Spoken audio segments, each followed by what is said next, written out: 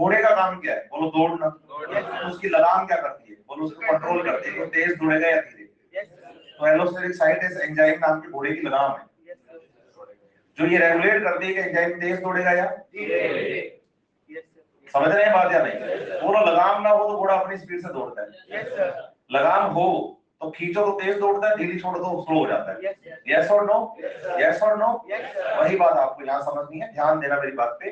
Allosteric site पर जुड़ने वाले केमिकल्स को बोलो मॉड्यूलेटर्स कहा जाता है। मॉड्यूलेटर करें शुरू? Yes sir. ठीक है, तो अब हम बताओ कि भाई हमारे पास ये रिएक्शन हमने कंप्लीट करी। हमने पढ़ा भाई जो इनहिबिटर होते हैं वो इनहिबिटर दो तरह के, एक competitive, non competitive. Competitive complete कर चुके हैं, नॉन कॉम्पिटिटिव में इरिवर्सिबल कंप्लीट कर दिया। अब हम पढ़ते हैं इनहिबिटर के अंदर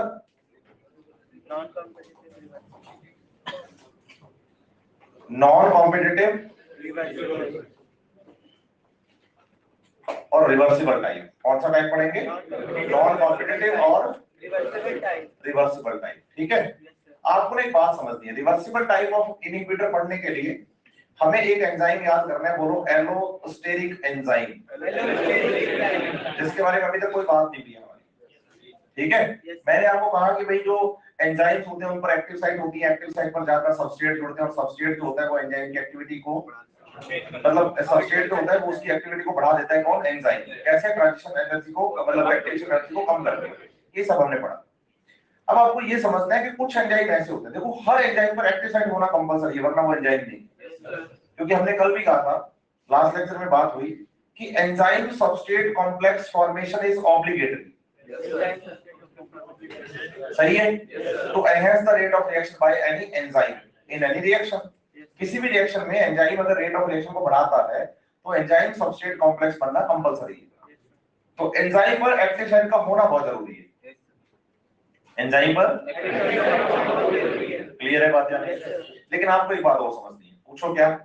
बोलो कुछ एंजाइम ऐसे भी होते हैं जिनमें एक्टिव साइट्स के अलावा एक एडिशनल साइट और होती है, इसे ना एलोस्टेरिक साइट कहते हैं। क्या कहते हैं? जैसे ये मैं आपको बताऊं कि ये मैंने क्या बनाई है, एक्टिव साइट। सही है बात या नहीं? और ये साइट क्या बनाई है? Allosteric site. आप बताइए क्या एक्टिव साइट सभी एंजाइम में होती है? एक्टिव साइट सब पे होती है। हाँ, क्या एलोस्टेरिक साइट सभी एंजाइम में होती है? हाँ, एलोस्टेरिक साइट सब पे नहीं होती, लेकिन एक्टिव साइट तो सभी एंजाइम में होती है। क्लियर है बात या नहीं? यस और नो? घोड़े का काम क्या है? बोलो दौड़ना। उसकी लगाम क्या करती है? बोलो उसको कंट्रोल करती है, वो तेज दौड़ेगा या धीरे। तो एलोस्टेरिक साइट इस एंजाइम नाम के घोड़े की लगाम है जो ये रेगुलेट करती है कि एंजाइम तेज दौड़ेगा या धीरे। समझ रहे हैं बात या नहीं? बोलो लगाम ना हो तो घोड़ा अपनी स्पीड से दौड़ता है, लगाम हो तो खींचो तो तेज दौड़ता है, ढीली छोड़ो तो स्लो हो जाता है। यस और नो? यस और नो? वही बात आपको यहाँ समझनी है, ध्यान देना मेरी बात पे। एलोस्टेरिक साइट पर जुड़ने वाले केमिकल्स को बोलो मॉड्यूलेटर्स कहा जाता है। मॉड्यूलेटर्स क्या कहा जाता है? मॉड्यूलेटर्स आपको दो तरह टाइप के याद करने हैं। कितने टाइप के याद करने हैं? मॉड्यूलेटर्स आपको दो टाइप के याद करने हैं। एक तो आप बताएंगे पॉजिटिव मॉड्यूलेटर और एक आप याद करेंगे नेगेटिव मॉड्यूलेटर। ठीक है, पॉजिटिव मॉड्यूलेटर जुड़ता है तो बोलो रेट ऑफ रिएक्शन बढ़ती है, और नेगेटिव मॉड्यूलेटर जुड़ता है तो अच्छा मेरे को एक बात बताओ, मेरे टॉपिक का नाम इनहिबिटर है या प्रमोटर है? मेरे टॉपिक का नाम इनहिबिटर है या प्रमोटर है? इनहिबिटर है ना? तो मुझे बताओ मैं पॉजिटिव मॉड्यूलेटर पे ज्यादा फोकस करूं या नेगेटिव? नेगेटिव पर, क्योंकि हमारे टॉपिक का नाम क्या है और हम कह रहे हैं इनहिबिटर वो होते हैं जो एंजाइमेटिक एक्टिविटी को क्या करते हैं, और मेरा फोकस किस पे होना चाहिए? किस पर होना चाहिए? क्लियर है बात? कोई प्रॉब्लम? आगे बढ़ते हैं। आप बताइए कि जो नेगेटिव मॉड्यूलेटर है कौन है? ये नेगेटिव मॉड्यूलेटर जब एंजाइम की एलोस्टेरिक साइट पर जुड़ता है तो एंजाइम की जो एक्टिव साइट्स होती है बोलो इसको डैमेज करता है, लेकिन ये डैमेज करता है बोलो टेम्परेरी डैमेज करता है। तो बोलो temporary damage of active site. इसका मतलब एंजाइम डैमेज तो हो रहा है लेकिन टेम्परेरी डैमेज हो रहा है, परमानेंट डैमेज नहीं हो रहा है। और जैसे ये मॉड्यूलेटर हटेगा तो एक्टिव साइट फिर से नॉर्मल हो जाएगी। समझ रहे हैं बात या नहीं? तो एक्टिव साइट में जो टेम्परेरी डैमेज करे, एक्टिव साइट में जो वो मॉड्यूलेटर है, और परमानेंट डैमेज करे तो नॉन कॉम्पिटिटिव इनहिबिटर है। क्लियर है बात या नहीं? यस और नो? अब बताओ, अगर तो एंजाइम पर कोई ना पॉजिटिव जुड़ा ना नेगेटिव, तो बोलो एंजाइम अपनी स्पीड से काम करेगा। पॉजिटिव जुड़ गया तो बोलो स्पीड नॉर्मल से, और नेगेटिव जुड़ गया तो स्पीड नॉर्मल से। समझे बात या नहीं? पॉजिटिव मॉड्यूलेटर जुड़े तो रेट, नेगेटिव जुड़े तो रेट, कोई ना जुड़े तो रेट। कोई प्रॉब्लम नहीं आता? ठीक है, अब इसका मतलब आप समझ लो। पूछो क्या? कि जैसे हमने ग्राफ पढ़ा ना, एक्स एक्सिस पे क्या पढ़ा, वाई एक्सिस पे क्या पढ़ा, और ये हमने कहा कि भाई इसमें तो हमें यहाँ क्या मिल रहा है, और ये v max हमें इस पॉइंट पे मिला। ऐसे किया ना हमने ग्राफ। तो बताओ ये v max by 2 है, इसको क्या कहते हैं? क्या है v max by 2? समझ रहे हैं इस बात को?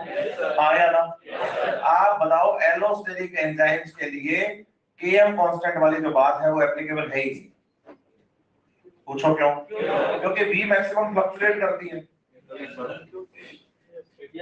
नॉर्मल ज्यादा कम। तो बोलो जब एक ही जगह पे आप v मैक्सिमम फिक्स, तो फिर v मैक्स बाय हाफ कैसे फिक्स कर सकते हो?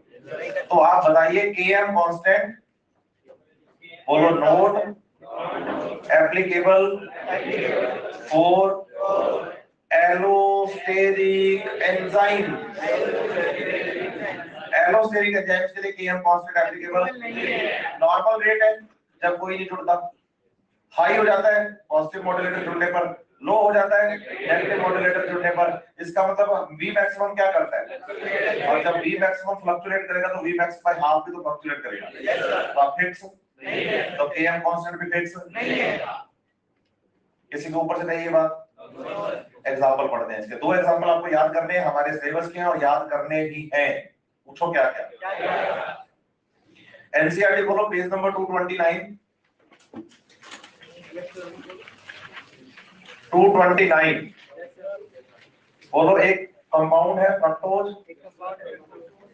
6 फॉस्फेट, कौन है? Converts into fructose 1,6 bis phosphate. बताओ फ्रक्टोज 1,6 बिस फॉस्फेट में कार्बन, फ्रक्टोज 6 फॉस्फेट में कार्बन। क्लियर है बात या नहीं? और यहाँ बच्चे एंजाइम जो काम कर रहा है ना, उस एंजाइम का नाम है बोलो फॉस्फो फ्रक्टोकाइनेज। इन शॉर्ट इसे पीएफ के भी कहते हैं। क्या कहते हैं? क्या कहते हैं? बोलो फ्रक्टोज में 6 कार्बन होते हैं, इसमें 6 नंबर कार्बन पर फॉस्फेट है।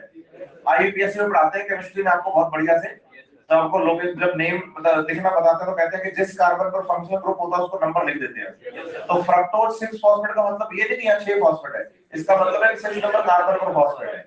लेकिन अभी आप बताओ इसके फर्स्ट कार्बन पर भी फॉस्फेट आ गया, 6 के साथ साथ फर्स्ट कार्बन पर भी फॉस्फेट। पूछो कहां से आ गया? बोलो 1 molecule of ATP converts into ADP. Adenosine triphosphate जो एडिनोसिन डाइफॉस्फेट में बदल गया। NCERT page number 229 glycolysis process की थर्ड रिएक्शन है ये।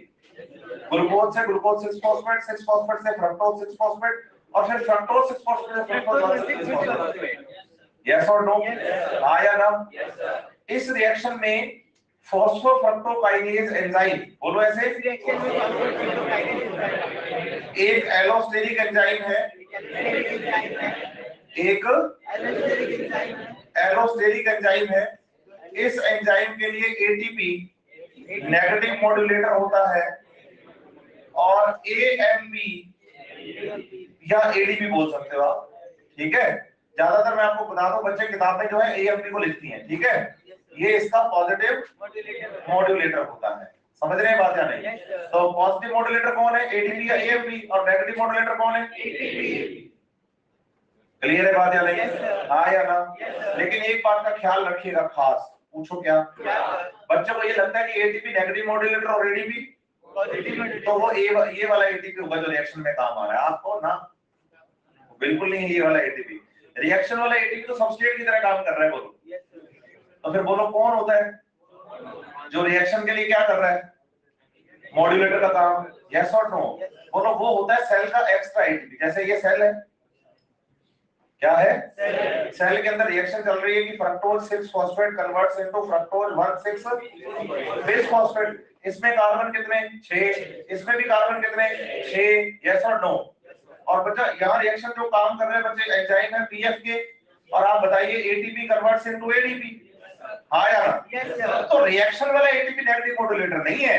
आप बताओ सेल के अंदर जो एक्स्ट्रा एटीपी पड़े होते हैं ना, ऐसे ही बोलो, एक्स्ट्रा एटीपी अगर सेल में एक्सेस अमाउंट में है, बोलो ऐसे, अगर सेल में एक्सेस अमाउंट, तो एक्स्ट्रा एटीपी का मतलब समझो आप, बोलो ATP is energy currency of cell. तो सेल कहती है मेरे पास एनर्जी कभी जरूरत से ज्यादा ना हो और जरूरत से कम ना हो, तो ज्यादा होगी तो अनस्टेबल हो जाओगे, कम होगी तो मेटाबॉलिज्म नहीं चलेगा। सही है बात या नहीं? कहते हैं कंट्रोल्ड अमाउंट ऑफ एटीपी चाहिए। और बोलो glycolysis first step of the respiration, और रेस्पिरेशन वो प्रोसेस है जिससे एटीपी बनते हैं। तो सेल में जब एटीपी के नंबर क्या हो जाते हैं, क्या हो जाते हैं, तो एक्स्ट्रा एटीपी फॉस्फोफ्रक्टोकाइनेज में जाके जुड़ता है और उसको कहता है कि भाई काम धीरे कर, काम धीरे कर। सेल में खूब एटीपी है, आराम से चल, क्यों भाग रहा है, एक्टिविटी उसकी क्या कर देता है। अब थोड़ी देर में एटीपी के नंबर क्या हो गए, कम, और एडीपी और एएमपी के नंबर ज्यादा हो गए। वो जाके जुड़ते हैं, वो कहते हैं भाई तू धीरे चल रहा है, सेल में एटीपी कम पड़ रहे हैं, चल फास्ट भाग। समझ रहे मेरी बात है? बोलो ना एटीपी जुड़ रहा है, एडीपी जुड़ रहा है, नहीं, नॉर्मल रिएक्शन चलेगी। एडीपी जुड़ेगा तो नॉर्मल से फास्ट, एटीपी जुड़ेगा तो नॉर्मल से स्लो। इसलिए इसी एंजाइम को ग्लाइकोलाइसिस का पेस मेकर ऑफ एंजाइम कहा जाता है। पेस मतलब रोटी मेकर रोटी बनाता है तो पेस मेकर पेस मेंटेन करता है, सिंपल बात। पेस मतलब होता है स्पीड। तो एनसीईआरटी पेज नंबर 229 पे ग्लाइकोलाइसिस के थर्ड रिएक्शन के अंदर आप जब फ्रक्टोज 6 फॉस्फेट से फ्रक्टोज 1,6 बिस फॉस्फेट बनाते हैं ना, तो वहां लिखिए एंजाइम का नाम एरो पर, फॉस्फोफ्रक्टोकाइनेज। क्या लिखेंगे, फॉस्फोफ्रक्टोकाइनेज। शॉर्ट में लिखिए पीएफ के, और ब्रैकेट में लिख के दीजिए बच्चे साथ में कि एलोस्टेरिक एंजाइम, और साथ ही साथ लिखिए पेस मेकर ऑफ ग्लाइकोलाइसिस, ताकि एग्जाम में कभी पूछा जाए तो आपको ये सारी बातें पता होनी चाहिए। समझ रहे हैं बात या नहीं? बढ़े आगे, कोई प्रॉब्लम? और सुनिए एक एग्जांपल और पढ़ाता हूं। मैंने कहा 2 एग्जांपल है जो हमारे सिलेबस में है, यस और नो? दूसरा एग्जांपल पढ़ना है इसी ग्लाइकोलाइसिस प्रोसेस की पहली रिएक्शन। बोलो glucose converts into glucose 6 phosphate. Glucose 6 phosphate में कार्बन 6, ग्लूकोज में कार्बन 6, तो 6 कार्बन का ग्लूकोज ग्लूकोज 6 फॉस्फेट में क्या हो गया, कन्वर्ट हो गया। एंजाइम काम करेगा, बोलो हेक्सोकाइनेज। कौन सा, हेक्सोकाइनेज। और बताइए इस रिएक्शन में भी 1 molecule of ATP converts into 1 molecule of ADP. 1 molecule of ATP converts into 1 molecule of ADP. इसका मतलब यहाँ एटीपी से फॉस्फेट निकलकर ग्लूकोज के कौन से कार्बन पर जुड़ गए? तो प्रॉब्लम किसी को? बोलो यहाँ पर भी जो एंजाइम है हेक्सोकाइनेज, वो एक एलोस्टेरिक एंजाइम है। फिर बच्चों को लगता है अच्छा इस रिएक्शन का एंजाइम फॉस्फोफ्रक्टोकाइनेज था, तो उसका नेगेटिव मॉड्यूलेटर था एटीपी और पॉजिटिव मॉड्यूलेटर था एडीपी। लेकिन क्या रिएक्शन वाले या सेल वाले? सेल वाले। हाँ, extra ATP of the cell, reaction वाला एटीपी नहीं। समझ रहे हैं बात या नहीं? तो फिर बच्चों को लगता है अच्छा इस रिएक्शन में भी हेक्सोकाइनेज काम कर रहा है और एटीपी काम कर रहा है, तो यही एटीपी नेगेटिव मॉड्यूलेटर होगा, यही एडीपी पॉजिटिव मॉड्यूलेटर होगा। आपको नहीं, हेक्सोकाइनेज के लिए एटीपी और एडीपी तो पॉजिटिव या नेगेटिव मॉड्यूलेटर होते ही। तो पूछो कौन मॉड्यूलेटर होगा? बोलो ग्लूकोज यहाँ रिएक्शन का सबस्ट्रेट है और ग्लूकोज 6 फॉस्फेट रिएक्शन का बोलो प्रोडक्ट ही जाकर किस पे जुड़ता है और इसका नेगेटिव मॉड्यूलेशन करता है। क्या करता है? Negative modulation. पूछो क्यों? ऐसे सोचो आप पहली रिएक्शन हो, आप जो मटेरियल, जैसे आप फैक्ट्री हो, वैसे समझ के चलो, आप फैक्ट्री हो कोई चीज प्रोड्यूस करते हो, मार्केट में उसका कंजप्शन बहुत ज्यादा है, तो आप भी प्रोडक्शन ज्यादा करोगे, हाँ या ना? लेकिन आप सोचो अगर किसी चीज का मार्केट में मतलब कंजप्शन क्या हो जाए और आपका स्टोर हाउस तो भर जाएगा ना जो आप प्रोडक्ट कर रहे हो, है ना? तो आप फिर कुछ टाइम के लिए प्रोडक्शन रोक दोगे। आप लोग तो स्टोर में बहुत सारा पड़ा है यार, पहले वो बिकेगा फिर आगे बढ़ाएंगे। सेम काम है। बोलो जब 3 नंबर रिएक्शन रुक जाती है ना, 3 नंबर रिएक्शन स्लो हो जाती है। देखो ये 3 नंबर रिएक्शन है, इसलिए पहले मैंने तीसरी पढ़ाई फिर पहली। जब 3 नंबर रिएक्शन रुक जाती है ना, तो बोलो ग्लूकोज 6 फॉस्फेट और फ्रक्टोज 6 फॉस्फेट की अमाउंट क्या हो जाती है? वो कहता है कि मैं फ्रक्टोज 6 फॉस्फेट आगे बदल ही नहीं रहा, फ्रक्टोज 1 6 फॉस्फेट में तो पहले से पढ़ा है फ्रक्टोज 6 फॉस्फेट, वो बदलेगा तो नया बनाएंगे। तो फिर जो ग्लूकोज 6 फॉस्फेट जो अमाउंट में क्या हो गया, ज्यादा हो गया, वो जाके एंजाइम से जुड़ जाता है। वो कहता है कि भाई 3 नंबर रिएक्शन चल नहीं रही, तू भी स्लो हो जा। इसलिए बोलो 3 नंबर रिएक्शन रुकने की वजह से 1 नंबर रुक जाती है, और 1 नंबर रिएक्शन को रोकने का काम कौन करता है? इस रिएक्शन का प्रोडक्ट। इसलिए बच्चे इस इनहिबिशन को ना हम बोलो प्रोडक्ट इनहिबिशन कहते हैं। क्या कहते हैं? या बोलो फीडबैक, या बोलो रेट्रो, रेट्रो या फीडबैक। रेट्रो का मतलब बैक, तीसरी की वजह से पहली इम्पैक्ट हो रही मतलब रुक रही है, या फीडबैक बोलो तीसरी का फीडबैक पहला है, तीसरी रिएक्शन रुकेगी तो पहली रुकेगी, है ना? और रुकेगी इसकी वजह से, प्रोडक्ट की वजह से, इसलिए इसको प्रोडक्ट इनहिबिशन भी कहते हैं। तो बोलो प्रोडक्ट इनहिबिशन, बोलो फीडबैक इनहिबिशन, बोलो रेट्रो इनहिबिशन। तो ये एनसीईआरटी नंबर पेज 229 पे ग्लाइकोलाइसिस के अंदर बच्चे पहली रिएक्शन में आप ऐड कर लीजिए कि एंजाइम का नाम हेक्सोकाइनेज है, और ये भी एक एलोस्टेरिक एंजाइम है, लेकिन ये पेसमेकर नहीं है। पेसमेकर तो तीसरा एंजाइम है ना? क्योंकि तीसरा रुकेगा तो पहला रुकेगा, तीसरा, ठीक है बात? यहां तक प्रॉब्लम किसी को हो तो खड़े हो जाओ भाई, कोई बात ऐसी लगी हो जो समझ नहीं आई तो बता दो मेरे को। देखो डाउट ना होने के सब कितने कारण होते हैं, तो या तो सब समझ में आ रहा है, सब साफ है, तो मैं क्या मान के चलूं? अच्छा सब समझ में आ रहा है, बढ़िया से।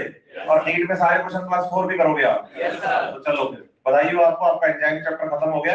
आज हम शुरू करने वाले हैं photosynthesis higher class. NCERT page number 206 खोलेंगे आप, 11th क्लास की एनसीईआरटी पेज नंबर 206, ठीक है? चैप्टर नंबर 13, चैप्टर का नाम है photosynthesis in higher plant. Plant physiology में सबसे पहले चैप्टर में आपको फोटोसिंथेसिस इन हायर प्लांट पढ़ाने जा रहा हूं। करें शुरू?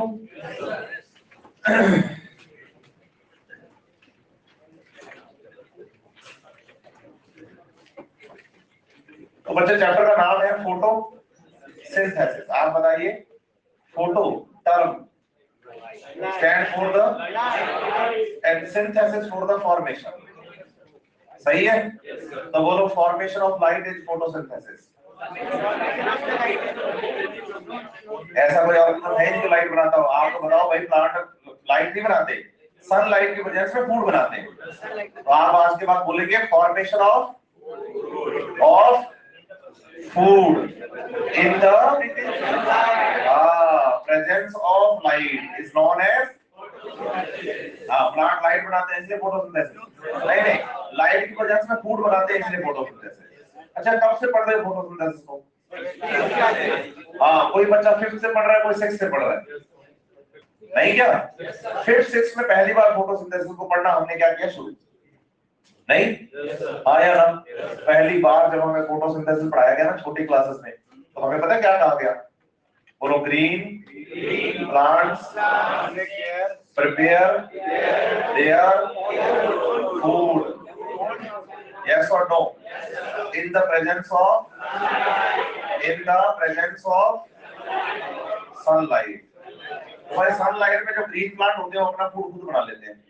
ये वो सबसे पहली डेफिनेशन थी जो पहली बार मैंने पढ़ी थी 5th या 6th क्लास में। सही है बात या नहीं? थोड़े बड़े हुए 7th तक आए तो जो साइंस की बुक थी ना उसमें केमिस्ट्री वाले चैप्टर भी आने लग गए, तो हमें पता चलने लग गया कि भाई कुछ कंपाउंड होते हैं जिनमें कंपाउंड्स के केमिकल कंपाउंड्स होते हैं, केमिकल कंपाउंड्स जिनके अंदर हाइड्रोजन ऑक्सीजन कार्बन ये सब प्रेजेंट होते हैं ना, वो कंपाउंड केमिकल कंपाउंड होते हैं। तो फोटोसिंथेसिस की जो डेफिनेशन थी उसको थोड़ा चेंज किया गया, मोल्ड किया गया, हमारे लिए थोड़ा सा अच्छा बनाया गया, और हमें कहा गया कि फोटोसिंथेसिस किसे कहते हैं? एक ऐसा प्रोसेस जिसमें simple inorganic compounds are converted into complex organic compounds by the help of light and a pigment that is chlorophyll.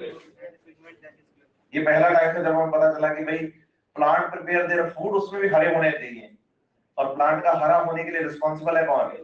Chlorophyll. कौन? तो बताइए कि क्लोरोफिल एक ग्रीन कलर का पिगमेंट है, यस और नो? ग्रीन कलर पिगमेंट है।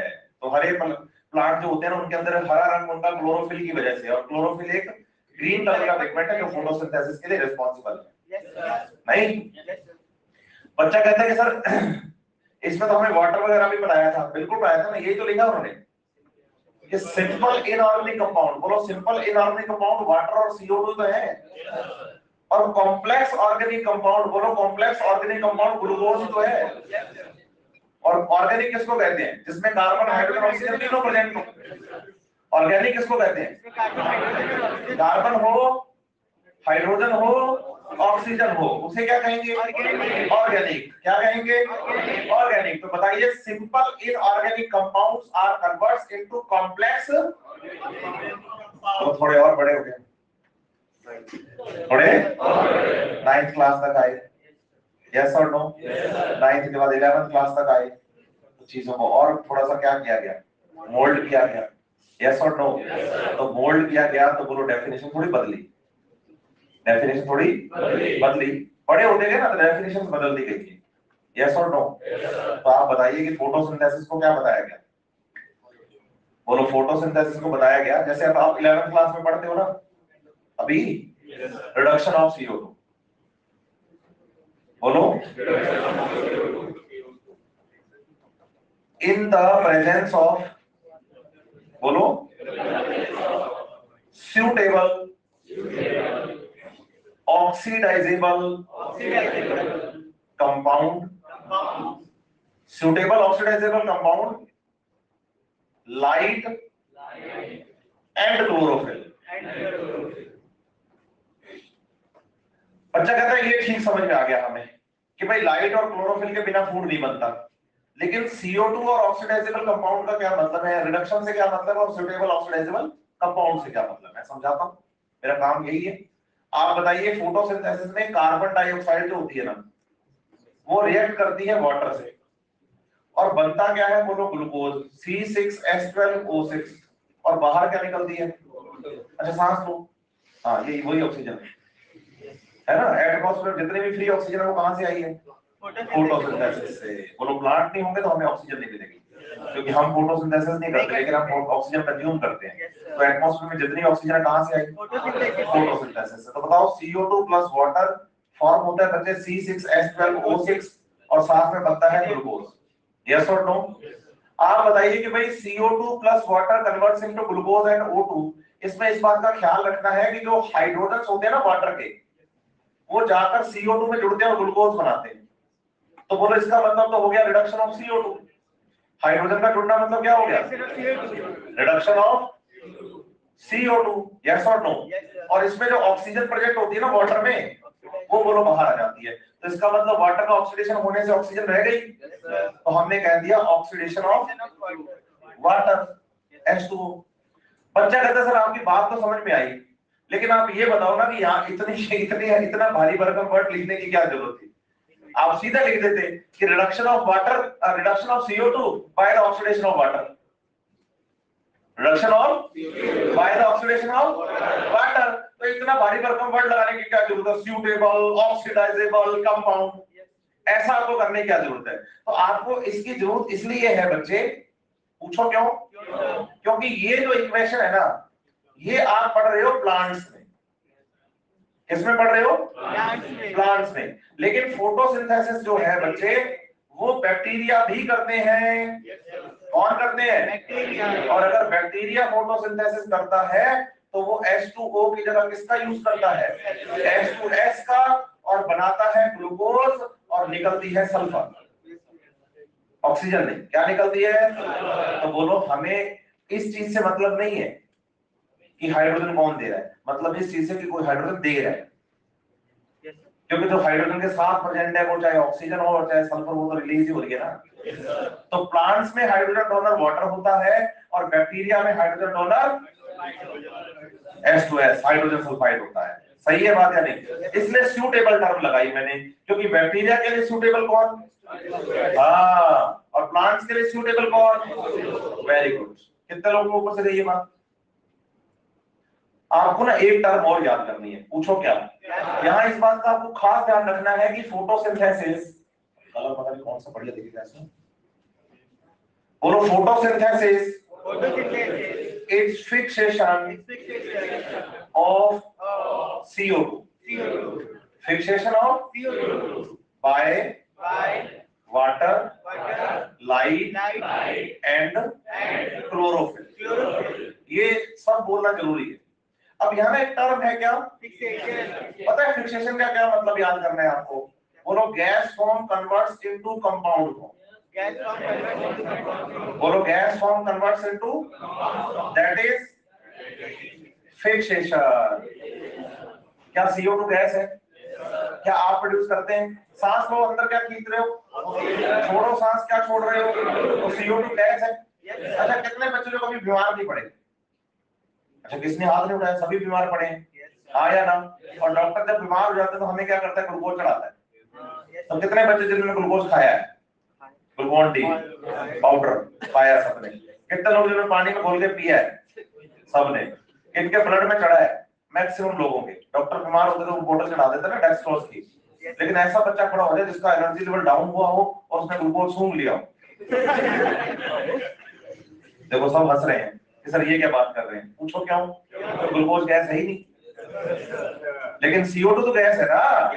तो बोलो गैस फॉर्म को कंपाउंड फॉर्म में कन्वर्ट कर दिया आपने, इसको कहते हैं फिक्सेशन। तो कभी भी फिक्सेशन टर्म आए आप समझता गैस फॉर्म कन्वर्ट्स इनटू, बोलो एटमॉस्फेयर की नाइट्रोजन को नाइट्रोजन वाले कंपाउंड में बदलना, नाइट्रोजन फिक्सेशन है ना। बोलो एटमॉस्फेयर की CO2 को CO2 वाले कंपाउंड, कार्बन वाले कंपाउंड में बदलना, बोलो कार्बन फिक्सेशन या CO2 फिक्सेशन। तो बोलो फोटोसिंथेसिस में CO2 गैस का फिक्सेशन किया जाता है। बोलो ऐसे। तो ये चार डेफिनेशन मैंने आपको अलग अलग बताई। Green plant prepare their food या simple inorganic compound converts into complex organic compound, या reduction of CO2 in the presence of suitable oxidisable compound, या मैं बताऊं फिक्सेशन ऑफ CO2। यस और नो? बोलो ये सब डेफिनेशंस हैं। बोलो ऐसे। लेकिन ये फोटोसिंथेसिस की डिटेल नहीं करवाती, ठीक है? आज बताइए कि जो फोटोसिंथेसिस प्रोसेस की हम डिटेल करते हैं ना, वो जिस डेफिनेशन के बेस पर करते हैं वो आपको पढ़ाता हूं। अभी जो मैं पढ़ाने जा रहा हूं पूरा चैप्टर हमारा उसी पर बेस्ड है। पूछो क्या? बोलो during photosynthesis photonic energy converts into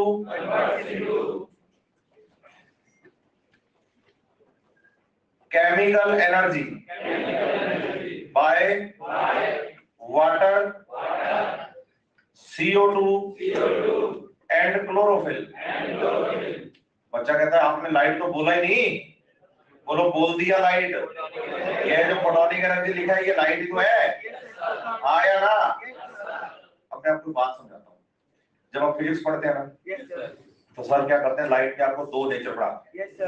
जब तो आप कुछ एब्सॉर्ब करते हैं लाइट का एनर्जी, तो फिर तो एनर्जी बंडल्स पढ़ाए जाते हैं, फोटॉन्स या क्वांटम। लेकिन जब आप रिफ्लेक्शन वगैरह पढ़ते हो तो फिर वेव नेचर पढ़ाया जाता है। तो मुझे बताइए प्लांट्स फोटोसिंथेसिस के लिए लाइट एब्सॉर्ब करते हैं, रिफ्लेक्ट? तो मुझे कौन सा नेचर पढ़ाना चाहिए? इसलिए मैं फोटोनिक एनर्जी लिख रहा हूँ। नहीं समझ रहे मेरी बात? मैं ऐसी बात इसलिए कर रहा हूँ क्योंकि बच्चा तो बच्चा होता है, उसको डाउट पूछना है। वो कहता है सर लाइट का तो वेव नेचर भी होता है, आपने वेव क्यों नहीं लिखा? आपने ये क्यों नहीं कहा कि वेव कन्वर्ट्स इनटू ये?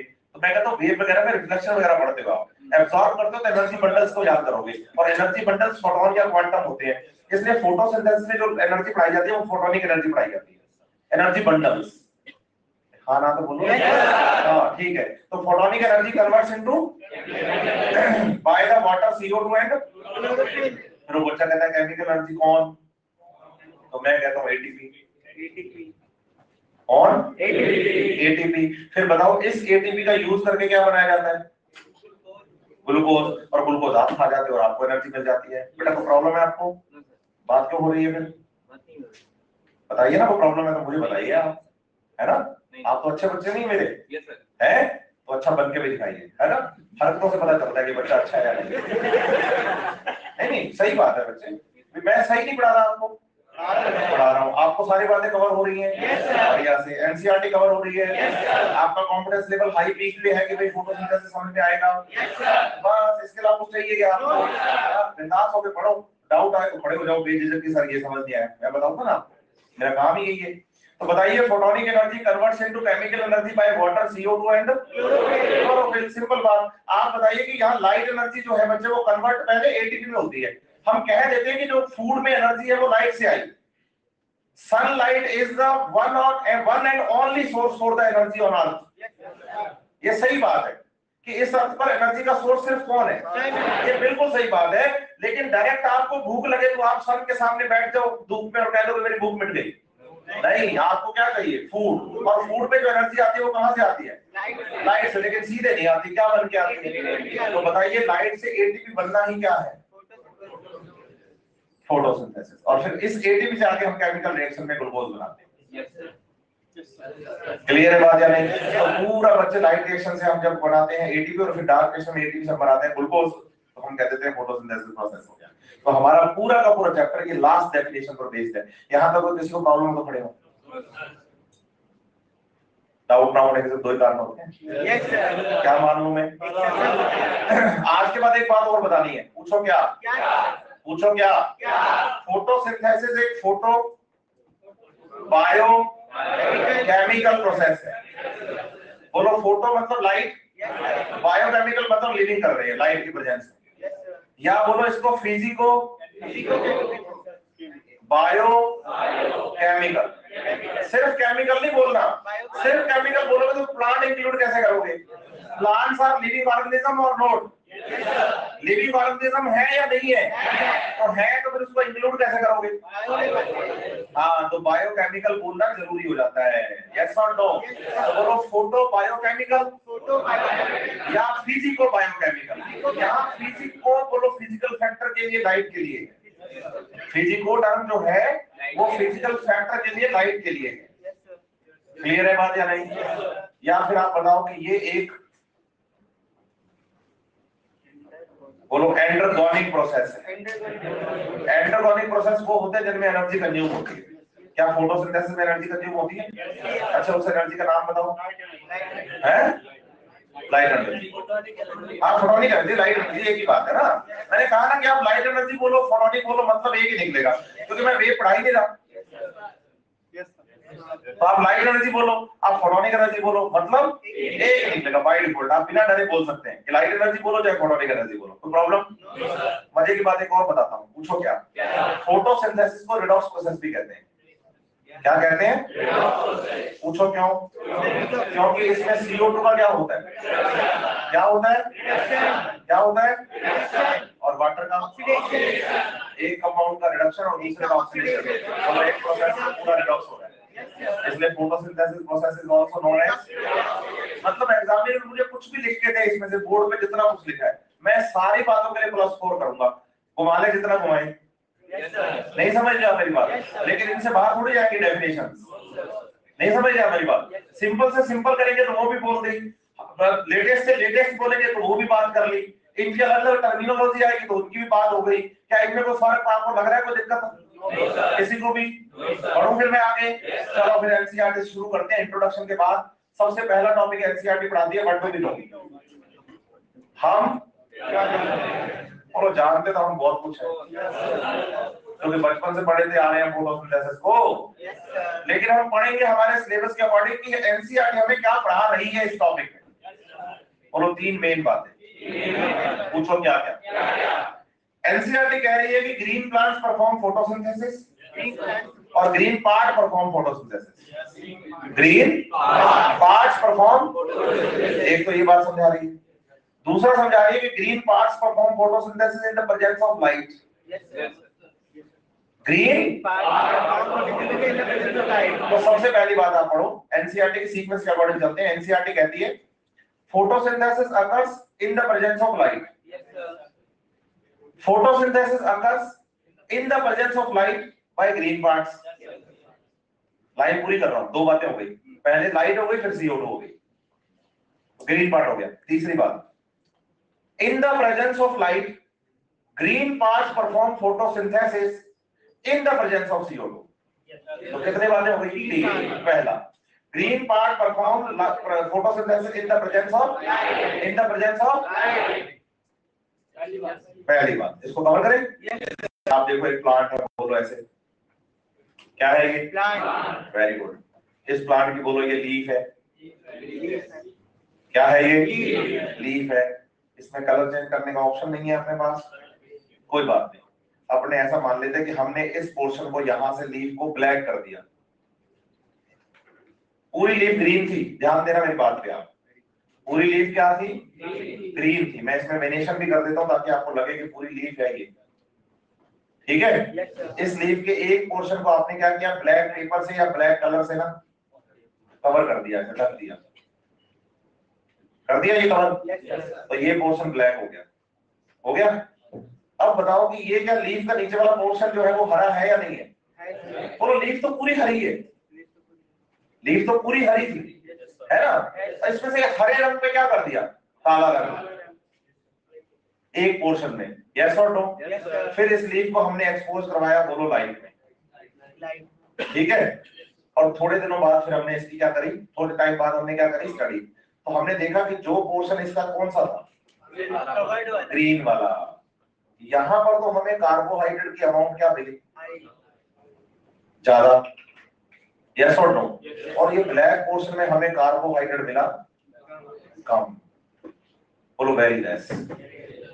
मैं अक्षर तो बता ही नहीं रहा हूं, पूछो क्यों? क्योंकि प्लांट्स में क्या होता है, ग्रीन पार्ट से नॉन ग्रीन में फूड ट्रांसपोर्ट कर जाता है, इसलिए वेरी लेस लिखना, ठीक है। तो उन्होंने कहा कि जब हरी लीफ थी तो फोटोसिंथेसिस पूरी लीफ में हो रहा था, लेकिन जब हरी लीफ के हरे रंग के जो पोर्शन था उसको हमने ब्लैक कलर से क्या कर दिया? तो ब्लैक होने की वजह से उस हरे रंग को लाइट नहीं मिली, उस हरे रंग को, तो फोटोसिंथेसिस नहीं हुआ। तो इससे ये हो गया कि photosynthesis occurs in the presence of light. ये तो बात हुई एक। दूसरी बात जोड़ो, photosynthesis occurs in the presence of light by green parts of the plant or the green plants। इसको भी एनसीईआरटी ने लिखा, पूछो कैसे? वेरीगेटेड लीफ के एग्जांपल से। ये एनसीईआरटी की बात है जितनी बोल रहा हूं हमारे सिलेबस में है ना। वेरीगेटेड लीफ से समझाया। कैसे समझाया? जैसे आप बताओ एक प्लांट है, इस प्लांट की ये क्या है बच्चे? लीफ। लीफ में बोलो ये वेनेशन है लीफ का। यस और नो? बताइए लीफ में जगह जगह ना कुछ जगहों पर बोलो येलो स्पॉट्स थे, क्या थे? बोलो जब लीफ में जगह जगह क्या बन गए? मतलब लीफ बीमार है, लीफ बीमार है। बोलो वेरीगेटेड लीफ। समझ रहे हैं बात या नहीं? और वेरीगेटेड का मतलब पता है क्या होता है? बोलो धब्बेदार। तो बोलो ग्रीन लीफ नहीं है, पूरी ग्रीन नहीं है, बीच बीच में येलो स्पॉट्स हैं, येलो। यस और नो? इसको आपको कवर ववर करने की जरूरत नहीं है, आप सीधा पूरी लीफ को क्या करो? लाइट में एक्सपोज करवा दो। करवा दिया? तो आप बताइए जो ग्रीन पार्ट थे ना वहां तो कार्बोहाइड्रेट की अमाउंट क्या मिली, और जो येलो पार्ट थे ना वहां पर कार्बोहाइड्रेट की अमाउंट क्या मिली? Very good. तो photosynthesis occurs in the presence of by green parts. दो बातें कवर हो गई। तीसरी बात, photosynthesis occurs in the presence of light by green parts by in the presence of carbon dioxide also. Carbon dioxide उसको भी चाहिए फोटोसिंथेसिस के लिए। इसको भी एनसीईआरटी ने हमें एक्सपेरिमेंट से प्रूव किया। पूछो कैसे? बोलो हाफ लीफ एक्सपेरिमेंट से। और हाफ लीफ एक्सपेरिमेंट किया था मोल नाम के साइंटिस्ट ने। किसने किया था? तो बोलो मोल्स हाफ लीफ एक्सपेरिमेंट। क्या बोलेंगे? तो बताइए जैसे ना ये एक लीफ थी, इस लीफ को पैक कर दिया एक बोतल में। किसमें? बोतल में। यहां लगाया गया बोलो स्प्लिट कॉर्क। मैं ना आपको स्प्लिट कॉर्क समझाता हूँ क्या होता है। पहले कोई पेज देगा मेरे को, रफ पेज ऐसे दे दो, कोई वापस दे दूंगा अगर है तो, नहीं है तो किताब कॉपी दे दो, कुछ भी कॉपी दे दो बस ठीक है, हो गया। अच्छा पेज दे दो, वो ज्यादा अच्छा है। ऐसा समझो, ये ना लीफ है। क्या है? लीफ का मैं क्या कर रहा हूँ कि आधा पोर्शन तो चला जाए बोतल के अंदर और आधा बाहर। तो हम ये भी चाहते हैं कि जो अंदर का पार्ट है ना टेस्ट ट्यूब के या बोतल के, वो बाहर के एनवायरनमेंट से कांटेक्ट में ना रहे। तो उसके लिए टाइट क्या करते हैं, एयर टाइट कॉर्क का यूज करते हैं। बोलो ये लकड़ी का पीस है, लकड़ी का पीस है। इस लकड़ी के पीस को हमने क्या किया, बोतल का ढक्कन बनाया कि बोतल के ढक्कन में लकड़ी का पीस फिट होता है। तो हमने क्या कर दिया, इसको बीच में से काट के दो पार्ट कर दिए। इसके कितने कर दिए? और लीफ आपको पता है फ्लैटन होती है, तो इसको बीच में फंसा लिया, ये फंसा दिया यूं, यस और नो। और अब इसको कहां लगा दिया? बोतल के माउथ में। तो स्प्लिट कॉर्क का मतलब है जो पूरा कॉर्क था उसके दो पार्ट कर दिया और उसके बीच में फंसा ली लीफ। उसके बीच में क्या फंसा ली? तो बोलो ये वाला पोर्शन तो लीफ का कहाँ है? अंदर। ये कहाँ है? और ये कहाँ है? कॉर्क में। बच्चा क्या करता है जब पढ़ता है ना, तो वो सिर्फ दो ही चीजों पर फोकस कर पाता है। पूछो किस पे? बाहर और अंदर पे। वो इस चीज को भूल जाता है ना, इस चीज को भूल जाता है। समझ रहे मेरी बात या नहीं? लेकिन इस चीज को हमें याद रखना है। हालांकि नीट पे इसका अभी तक क्वेश्चन आया नहीं है, नहीं समझ रहे आप, लेकिन ओलंपियाड वगैरह में आया हुआ है, तो उसका मतलब हमें इस चीज का ख्याल रखना पड़ेगा कि भाई ये तीसरा पोर्शन बीच वाला भी होता है। इसको ना तो लाइट मिलती है ना CO2, तब क्या बेचारा ये तो नहीं समझ रहे आप मेरी बात। स्प्लिट कॉर्क समझ में आया ना क्या है? लकड़ी का पीस जो बोतल के ढक्कन पे माउथ की तरह, मतलब बोतल के माउथ में ढक्कन की तरह काम करता है, उसको काट दिया बीच में से, तो इससे कर दिया बोलो स्प्लिट, है ना। तो स्प्लिट करके उसके बीच में क्या फंसा लेंगे हम? लीफ को। किसको फंसा लेंगे? तो बोलो स्प्लिट कॉर्क। क्या बोलेंगे? Split cork. समझ गए बात या नहीं? तो अब आप बताओ इस लीफ के कितने पार्ट हैं? कितने पार्ट हैं? 3 पार्ट हैं। एक तो वो जो लीफ का पार्ट अंदर की तरफ है, दूसरा वो जो स्प्लिट कॉर्क में, और तीसरा वो जो बाहर की तरफ है। और बोलो अंदर के एनवायरनमेंट का बाहर के एनवायरनमेंट से कोई भी कांटेक्ट। क्लियर? फिर आप बताओ अंदर रखते हैं कॉटन।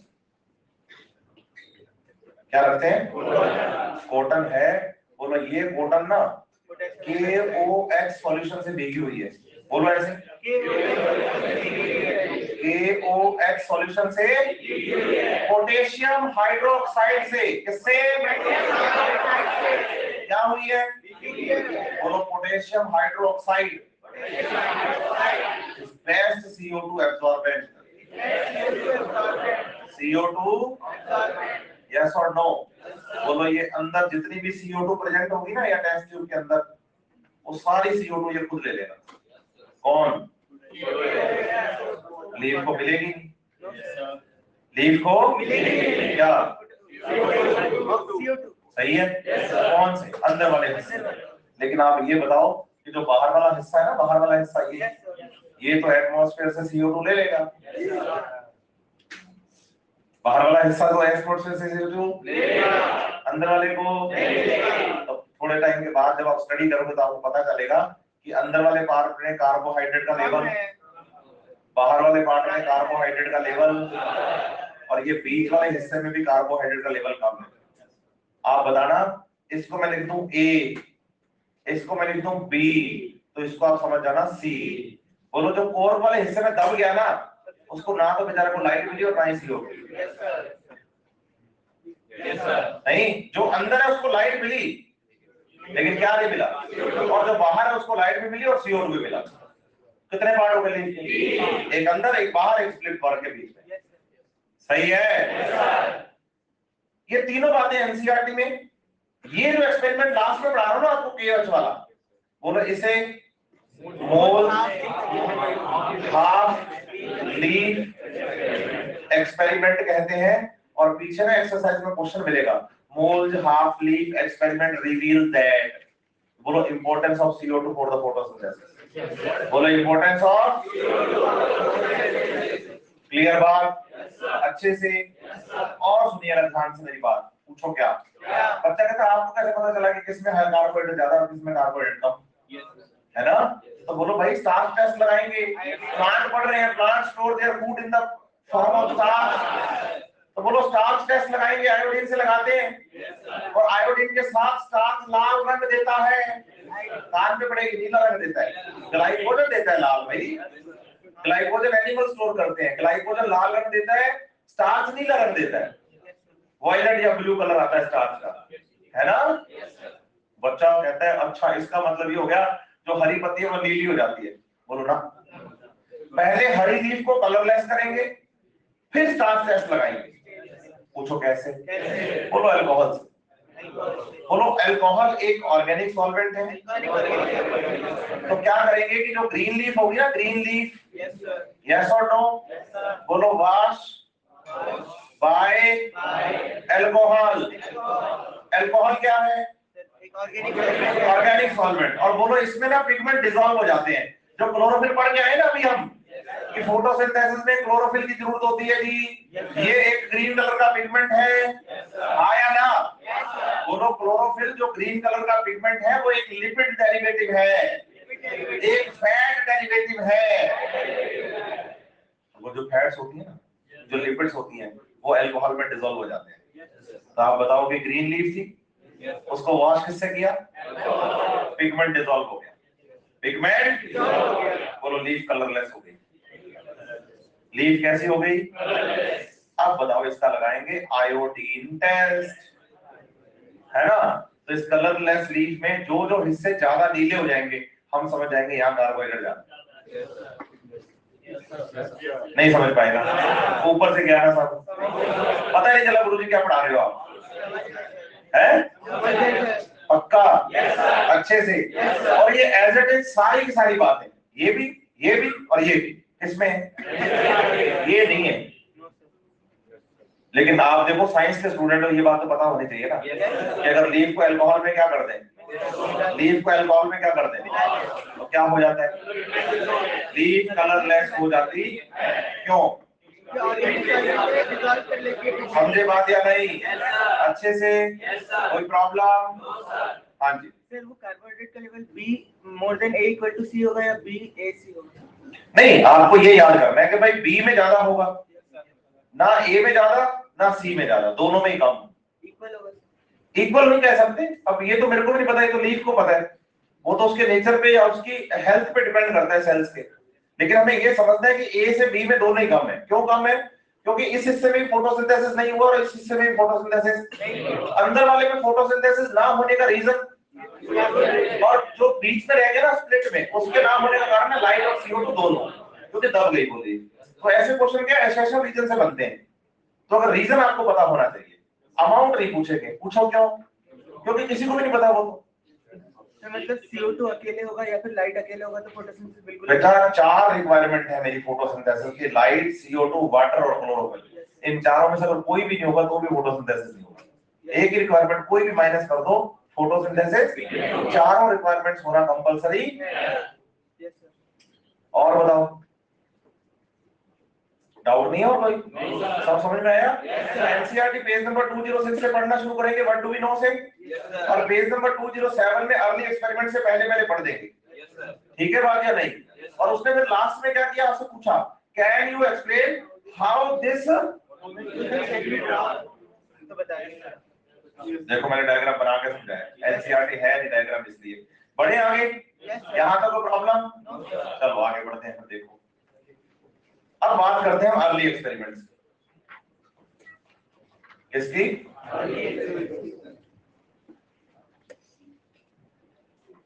अर्ली एक्सपेरिमेंट्स की यहां ना एक बात समझनी है आपको। पूछो क्या समझना है? पूछो ऐसे समझना बेटा ये है कि अर्ली एक्सपेरिमेंट्स में हमें 5 साइंटिस्ट पढ़ाए एनसीईआरटी ने, काम 6 का पढ़ाया। साइंटिस्ट बोलो, Joseph Priestley, John Ingenhousz, Julius von Sachs, T W. Engelmann और कार्नेलियस वैन नील। लेकिन काम इन्होंने हमें समझाया है रोबेन और कामेन का भी, रेडियो आइसोटोपिक टेक्निक लिखी है। तो आपको मैं क्लियर करूं कि एनसीईआरटी ने हमें 5 साइंटिस्ट पढ़ाए, लेकिन ये 5 साइंटिस्ट का जो एक्सपेरिमेंट का कंक्लूजन है वो हमें फोटोसिंथेसिस प्रोसेस समझने में हेल्प करता है। अदरवाइज मैं आपको क्लियर कर दूं, हिस्ट्री में अगर देखा जाए तो first of all green plants perform photosynthesis ये बात आपको बताई थी स्टीफन हेल्स नाम के साइंटिस्ट ने, जिन्हें की father of the plant physiology भी कहा जाता है। लेकिन एनसीईआरटी ने स्टीफन हेल्स के बारे में कोई बात नहीं की। हालांकि जब किताबें पढ़ते हैं उसमें लिखा होता है कि father of plant physiology is Stephen Hales, and first of all उन्होंने बताया था कि ग्रीन प्लांट्स क्या करते हैं, लेकिन उनके बारे में एनसीईआरटी ने कोई बात नहीं की है, क्योंकि वो बच्चे को पता है कि भाई फर्स्ट ऑफ ऑल फोटोसिंथेसिस किसने बताया, इससे बच्चे को फोटोसिंथेसिस प्रोसेस समझ में नहीं आता। तो उन्होंने सिर्फ वो एक्सपेरिमेंट्स लिए यहाँ पर आपको समझाने के लिए जो आपको प्रोसेस समझने में क्या करते हैं। तो उसी सीक्वेंस में शुरू कर रहा हूँ। सबसे पहले मैं पढ़ा रहा हूँ जोसेफ प्रिस्टले का नाम, जोसेफ प्रिस्टले। इन्होंने जो एक्सपेरिमेंट किया था बच्चे, वो बेलजार एक्सपेरिमेंट था। क्या था? Bell jar experiment. बेलजार बोलो एक ना कांच का बर्तन होता है ऐसे, क्या है ये? इसको क्या करना है, बोलो उल्टा करके रखना है सरफेस पे किसी पे, लेकिन ये ध्यान रखना कि अंदर का एनवायरनमेंट बाहर के एनवायरनमेंट के कांटेक्ट में बिल्कुल ना हो। ठीक है? तो अंदर और बाहर के एनवायरनमेंट में कोई भी कनेक्शन नहीं होगा। तो अंदर का एनवायरनमेंट बाहर के एनवायरनमेंट के कहीं भी कांटेक्ट में ना हो। तो इन्होंने क्या किया, इसमें एक जल्दी हुई बोलो मोमबत्ती रखी, ठीक है, और साथ में रखा एक चूहा, माउस। समझ रहे हैं बात या नहीं? थोड़ी देर बाद नोटिस किया कि बेलजार के अंदर जो मोमबत्ती थी वो मोमबत्ती तो बुझ गई, और जो चूहा था उसकी क्या हो गई? डेथ। पूछो क्यों? क्योंकि देखो मोमबत्ती बुझ गई तो अंधेरा हो गया, अंधेरा हो गया तो चूहा डर गया, और हमने सुना है जो डर गया सो मर गया। अच्छा ऐसा नहीं है, अगर ऐसा नहीं है तो क्या हुआ? आपने ये बात ऐसे ऐसे बता दी ऐसे, है ना, क्योंकि आप O2 CO2 जानते हो नहीं। आप कह रहे हो कि भाई इसके अंदर जितनी भी O2 थी ना वो सारी की सारी बर्निंग कैंडल ने, और मैं आपको क्लियर कर दूं जलने के लिए भी ऑक्सीजन चाहिए। हाँ, इसलिए आपको एक दूसरे से जेलस रखने की बिल्कुल भी जरूरत नहीं है। अगर आप अंदर से जेलस नेचर के हैं, इसका मतलब आप एनवायरनमेंट के लिए पॉल्यूटेंट है, क्योंकि आप जरूरत से ज्यादा ऑक्सीजन कंज्यूम कर रहे हैं। तो जलने के लिए भी क्या चाहिए? तो मतलब आग किसकी वजह से लगती है? ऑक्सीजन। हाँ, तो बोलो मोमबत्ती जलेगी तो ऑक्सीजन की प्रेजेंस में। चूहा अगर बच्चे रेस्पायर करेगा तो ऑक्सीजन से ही करेगा, और थोड़ी देर में यहाँ ऑक्सीजन का लेवल क्या हो गया, और CO2 का लेवल क्या हो गया, कार्बन मोनोऑक्साइड का लेवल क्या हो गया। जलती हुई मोमबत्ती से और रेस्पिरेशन से CO2 प्रोड्यूस हुई, तो आप कहते हैं अंदर का एनवायरनमेंट क्या हो गया बच्चे, CO2 वाला, और सफोकेशन की वजह से चूहे की डेथ।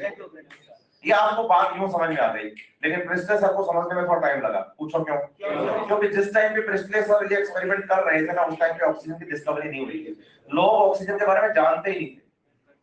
आपको तो आज यूं पता चल गया कि भाई ऑक्सीजन कम हो गई इसलिए ऐसा हो गया, सफोकेशन की वजह से डेथ हो गई, तभी तो आपको पता चल रहा है ये सब, हाँ या ना?